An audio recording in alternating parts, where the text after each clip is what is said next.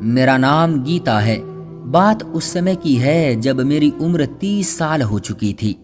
मेरे पिता इस दुनिया में नहीं थे।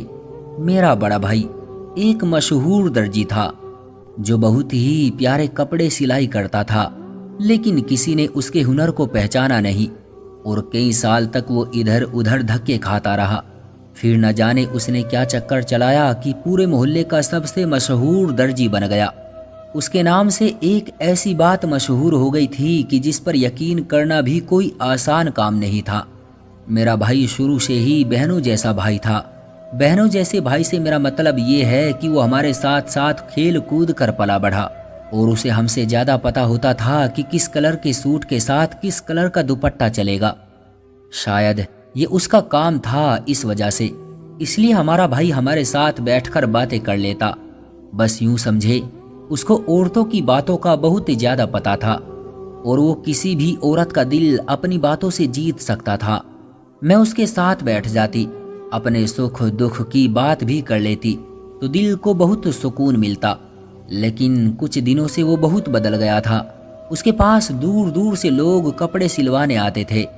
मेरे भाई ने घर में एक ऐसा कमरा बना रखा था जहां बैठकर वो सारी रात कपड़े सिलाई किया करता था, लेकिन इस कमरे में किसी को भी जाने की इजाज़त नहीं थी।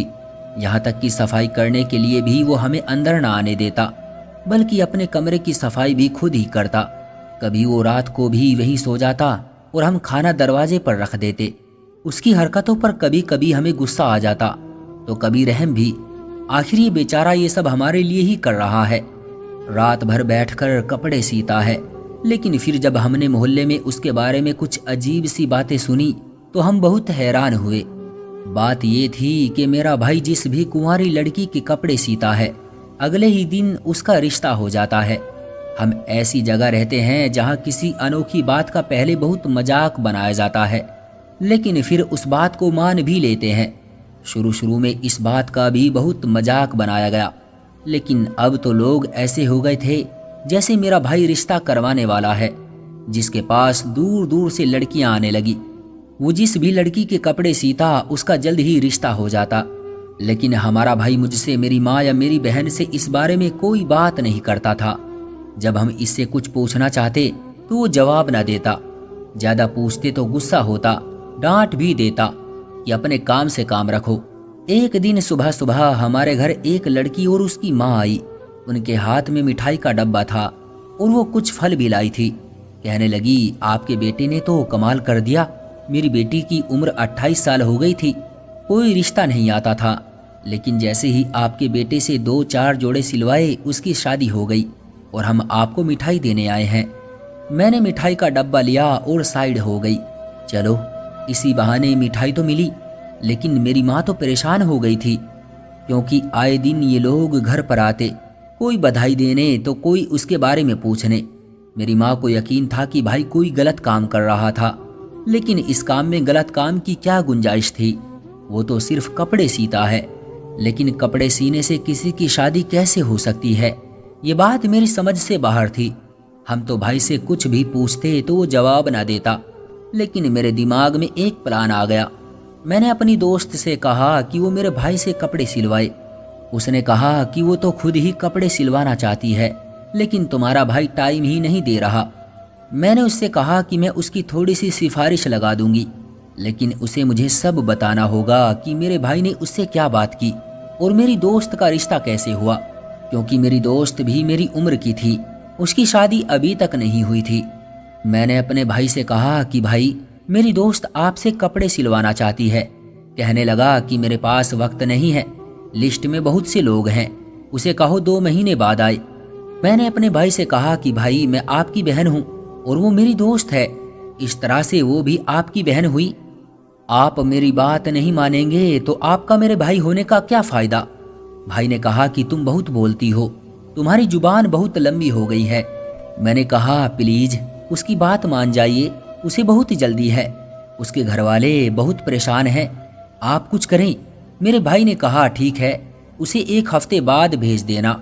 उसके बाद मेरी दोस्त मेरे भाई की दुकान पर गई, जाकर अपने कपड़ों का नाप दिया। नाप के कपड़े सही नहीं लेकर गई थी, एक चीज भूल गई थी, इसलिए उसका एक और चक्कर लग गया।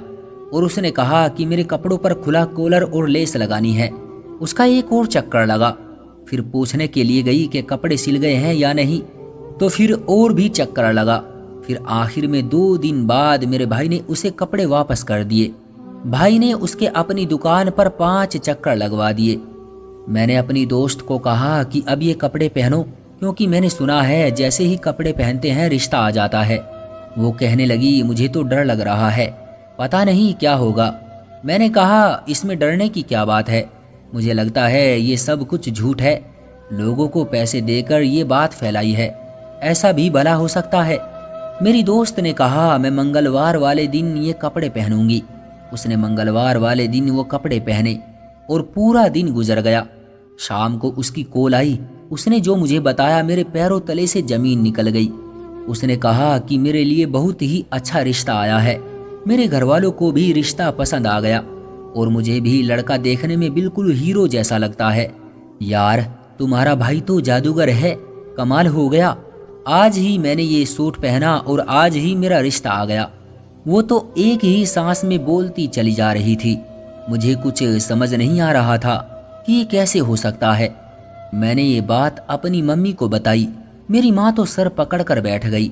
उनको तो यकीन था कि मेरा भाई जादू कर रहा है। वो तो अपनी ही फिक्र में लग गई। उनका कहना था कि जो जादू करता है उनका घर बर्बाद हो जाता है, इस घर में कोई सैलाब आ जाएगा। वो अपनी बातों में लगी थी, जबकि मैं जानती थी जादू से ऐसा कुछ नहीं होता। ये जादू नहीं था। लेकिन मैंने अपनी दोस्त से पूछा कि उन्होंने तुम्हें कोई चीज दी थी पहनने को, कोई अनोखी बात की थी, कोई ऐसी बात जो उन्होंने की हो। उसने कहा, उन्होंने ऐसी कोई बात नहीं की। वो तो वही बातें कर रहे थे जो सभी दर्जी करते हैं कि आपको इस सूट के साथ क्या चाहिए, इस तरह की बातें। अगर ऐसा था तो फिर मेरा भाई मेरे कपड़े क्यों नहीं सीता। मेरी भी तो शादी की उम्र हो चुकी थी। मैं 30 साल की हो गई थी। क्या उसे मेरी कोई परवाह नहीं थी? मेरे से बड़ी बहन की शादी तो उसने 22 साल की उम्र में ही कर दी थी। फिर मुझसे क्या दुश्मनी थी कि मेरी शादी नहीं करवाता था, न मेरे कपड़े सीता। अगर मेरी शादी सिर्फ एक कपड़े सीने की दूरी पर थी तो फिर अभी तक वो हाथ पर हाथ रखे क्यों बैठा था। 2 हफ्ते बाद मैं अपनी दोस्त की शादी में गई थी। सारा मोहल्ला बातें कर रहा था कि उसने भी गीता के भाई से कपड़े सिलवाए, लेकिन वो सबको समय नहीं देता। ये तो किस्मत की बात है, वो जिसको समय दे। बाकी सब मेरे पीछे थे कि तुम अपने भाई से बात करो। उनको क्या जवाब देती कि मेरा भाई मुझे खुद नहीं टाइम देता, तुम लोगों को क्या टाइम देगा। मैं गुस्से से भरी पड़ी थी। मैंने यही बात सबको कह दी। वो हैरान रह गए कि जब मोहल्ले की लड़कियों की शादी करवाता है तो अपनी बहन की क्यों नहीं करवाता। मैंने तो वहां रोना ही शुरू कर दिया। न जाने मुझे क्या हो गया, मुझसे खुद पर काबू नहीं हो रहा था। लेकिन अब मुझे गुस्सा आ गया था। मैंने सोच लिया कि मैं इस बात की तह तक जाऊंगी। मैंने कहा, मैं अपने भाई के पास जाऊंगी अपने कपड़े सिलवाने, लेकिन वो मेरी शक्ल देखकर ही मुझे वहां से भगा देता।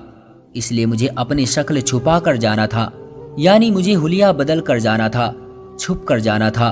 और मैंने यही किया था। मैंने अपना चेहरा ढक लिया। मैंने अपनी आवाज भी थोड़ी बदल ली थी। मैंने अपने मुंह के अंदर रुई रख ली। नकाब ओढ़कर अपने भाई की दुकान पर चली गई। उसने कहा कि मैं आपको टाइम नहीं दे सकता। मैंने मिन्नतें करनी शुरू कर दी कि मैं बड़ी परेशान हूँ, मेरी उम्र निकलती जा रही है, प्लीज मेरी शादी करवा दो। मेरे भाई ने कहा, मैं शादी नहीं करवाता, मैं तो सिर्फ कपड़े सीता हूँ, बाकी आपकी किस्मत है। मैंने कहा, ठीक है, मेरे कपड़े सी दो। मैंने 2 सूट लिए हुए थे। पैसों की कमी हमारे पास नहीं थी। मेरा भाई धड़ाधड़ पैसे कमा रहा था। मैंने अपनी मम्मी से पैसे लिए और पहुंच गई। मेरे भाई ने मुझसे कपड़ों का नाप लेते हुए मेरा नाम पूछा, जो कि मैंने गलत बताया। उम्र पूछी तो वो भी थोड़ी आगे पीछे बताई। फिर पूछा, आपकी फैमिली में कौन कौन है, आप क्या करती हैं। सब कुछ पूछ रहा था। मैंने सब कुछ बताया।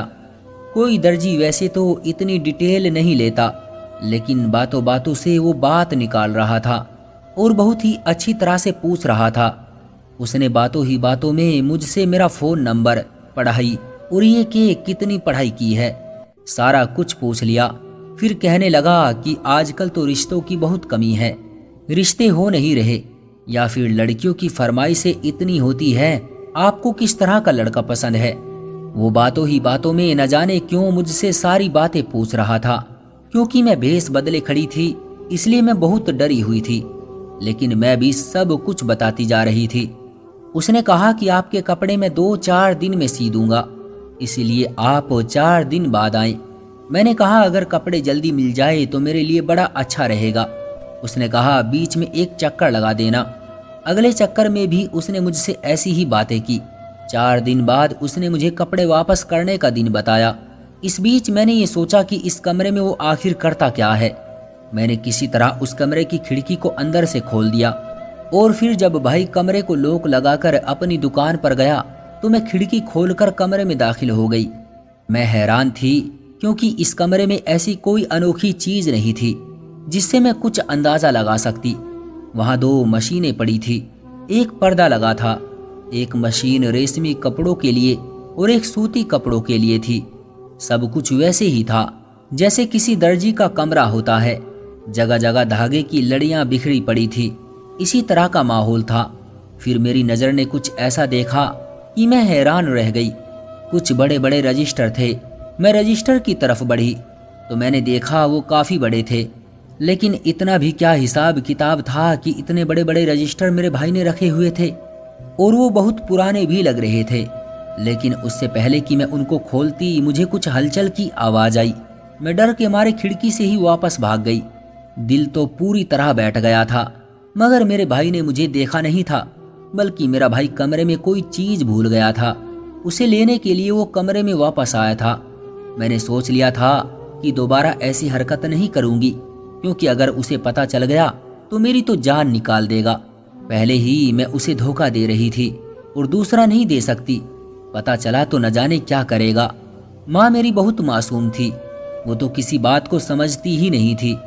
मुझे यही सब कुछ पता लगाना था। मुझे उस दिन का इंतजार था जब मेरे कपड़े सिलाई होकर मुझे वापस मिल जाए और मैं कपड़े पहन लूं। मैंने इस बारे में किसी को कुछ नहीं बताया था, यहाँ तक कि अपनी दोस्त को भी नहीं। वैसे भी वो शादी करके अपने ससुराल में व्यस्त हो गई थी। मैं जब कपड़े लेने के लिए गई तो मेरे भाई ने फिर से मेरा नाम पूछा। कहीं उसको मुझ पर शक तो नहीं हो गया। मैंने डरते डरते अपना नाम बताया। उसने कहा जी आपके कपड़े सिल गए हैं। फिर मैंने वो कपड़े लिए और वहां से ऐसे भागी जैसे पीछे मुड़कर देखूंगी ही नहीं। मैंने कपड़े देखे, कपड़े तो बहुत अच्छे थे। मैंने सोचा मैं कपड़े पहन लूंगी, मुझे जल्दी तो बहुत थी। लेकिन फिर मैंने भी मंगलवार के दिन को ही सही समझा। वैसे मंगलवार का दिन 2 दिन बाद था। 2 दिन बाद मैंने घर में बहुत ही नॉर्मल तरीके से अपनी रूटीन रखी कि मेरे भाई को बिल्कुल भी शक ना हो। वैसे भी वो कपड़े पहनकर मैं अपने भाई के सामने तो नहीं आ सकती थी। मंगलवार वाले दिन मैंने वो कपड़े पहन लिए। सुबह से शाम हो गई थी, कुछ भी ना हुआ। हमारे घर कोई भी ना आया। मैंने सोचा मेरी दोस्त ने भी रात में खबर दी थी, शायद कोई आता ही होगा। मैंने माँ से कहा कि घर को साफ रखने में मेरी मदद करें। जाने क्यों मुझे इस बात पर यकीन सा हो रहा था कि सब कुछ तैयार हो चुका है। लेकिन पूरा दिन गुजर गया था, हमारे घर कोई भी ना आया था। अगले दिन मुझे मेरी एक दोस्त की कॉल आई। उसने कहा कल हमारे घर कई लोग आए थे, बड़े अजीब से लोग थे। कह रहे थे प्रीति नाम की लड़की के लिए अपने बेटे का रिश्ता लेकर आए हैं। हमारे बेटे की उम्र 32 साल है, उसकी अभी तक शादी नहीं हुई। लड़का भी उनके साथ था जो देखने में काफी अच्छा लग रहा था। हमें नहीं पता, हमारे घर में ना तो कोई प्रीति नाम की लड़की रहती है और ना ही हमने उन लोगों को बुलाया था। लेकिन उनका कहना था कि हमें यहाँ पर आने को कहा गया है, तो वो जिद पकड़ कर बैठ गए कि बस आप प्रीति को बुला दे, हमें लड़की देखनी है। लेकिन मैं उनको क्या बताती। माँ ने उनको समझा बुझाकर वापस भेज दिया कि लगता है आपको कोई गलती हुई है।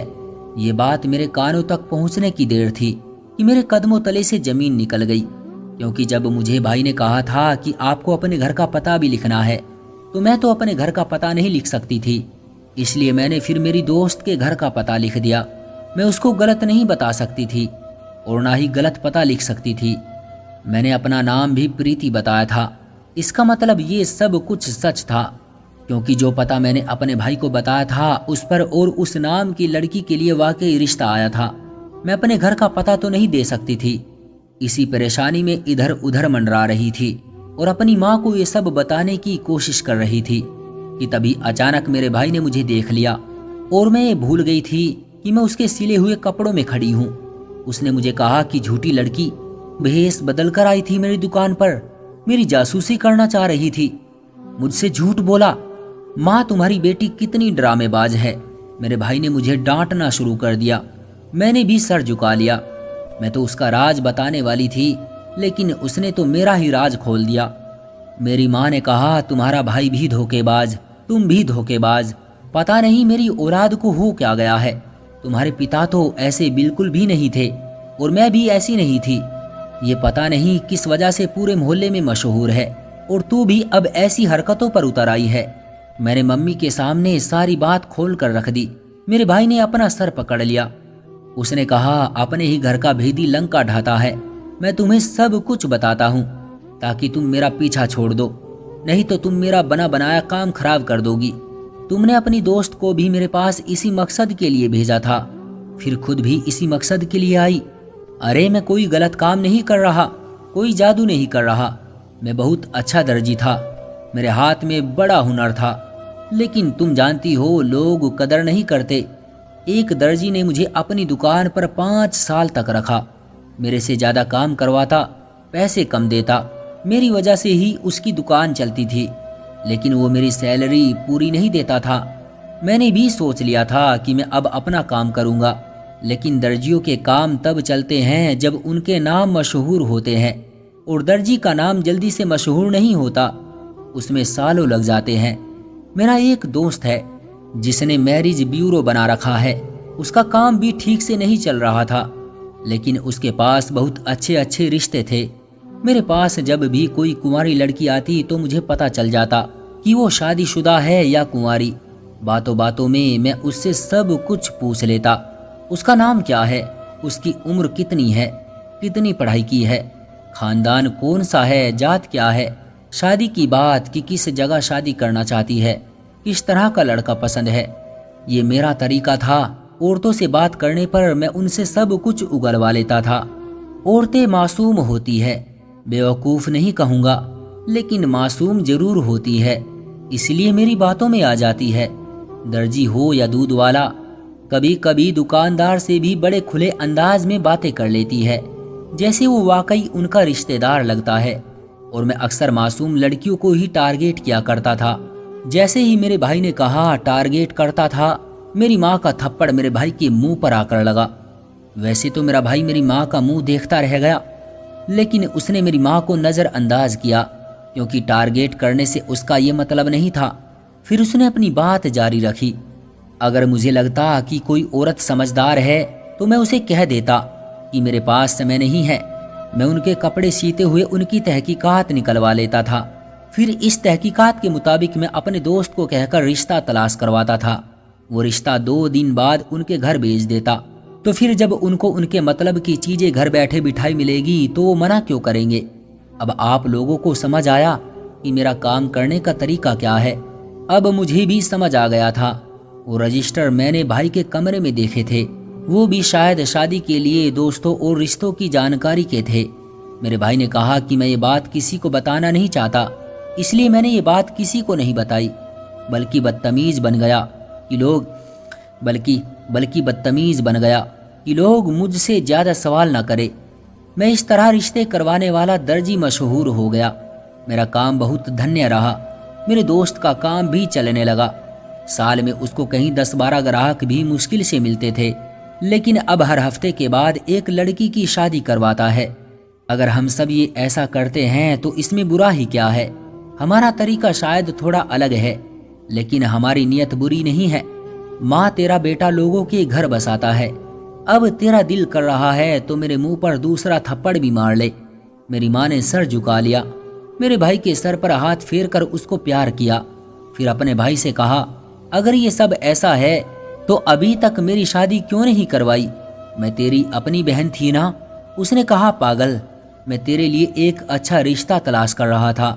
तेरे लिए मुझे इस तरह से रिश्ता ढूंढ के करने की जरूरत नहीं थी।